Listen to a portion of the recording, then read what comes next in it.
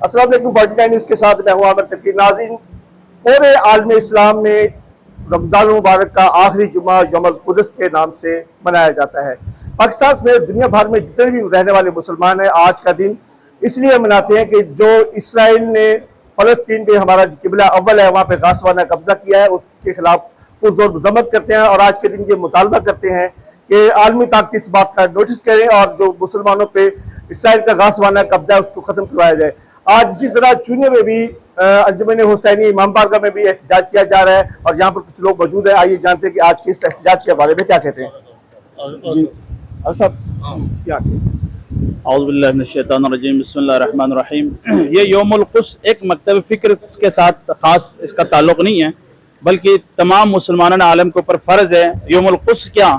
یوم القدس یعنی جس بیت اللہ کی طرف 1,24,000 پیغمبران نے رخ کر کے نماز پڑھ لیا نا، اس کی تقدس کی بحالی کا نام یوم القدس ہے۔ جی میرے ساتھ کچھ اور بھی دوست موجود ہیں، ان سے پوچھتے ہیں۔ جی سر، آپ کیا کہیں گے آج کے دن؟ بسم اللہ الرحمن الرحیم۔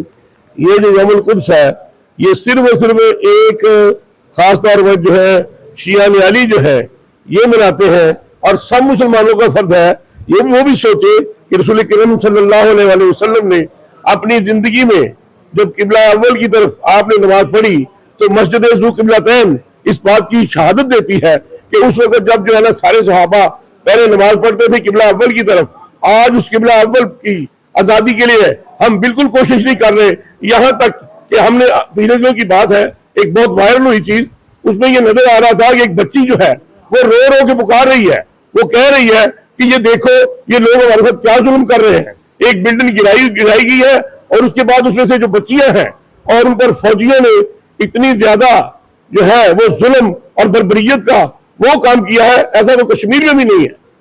یوم القدس تمام دنیا میں ظلم کے خلاف جو آواز اٹھائی جاتی ہے یوم القدس کے دن منائی جاتی ہے۔ پوری دنیا میں اسرائیل ہے وہ جو اپنا ظلم کیا جا رہا ہے ہر مسلمانوں کے اوپر، کشمیر میں ہے اور جتنے بھی ملک ہیں وہاں پہ ظلم کیا جا رہا ہے۔ اس ظلم کے خلاف جو آواز اٹھائی جاتی ہے، آج مخصوص دن ہے یوم القدس۔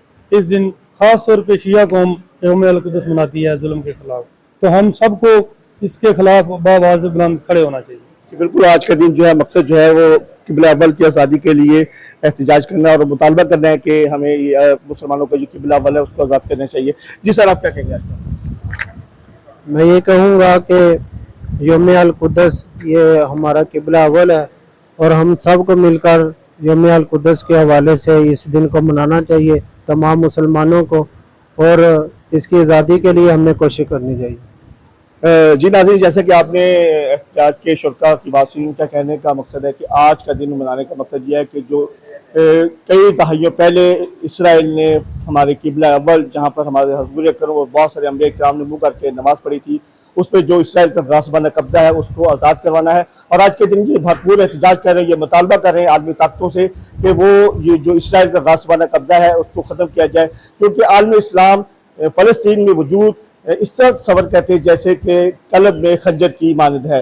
اس لیے یہ مطالبہ کر رہے ہیں کہ فی الفور عالمی طاقتیں اپنا اثر رسوخ ڈالتے ہوئے اسرائیل سے غاصبانہ قبضہ ختم کرے۔ اسی کے ساتھ اپنے میزبان عامر تقی کو اجازت دیں، پھر ملیں گے ایک نئی ویڈیو کے ساتھ، تب تک اپنے میزبان عامر تقی کو اجازت دیں۔ اللہ حافظ۔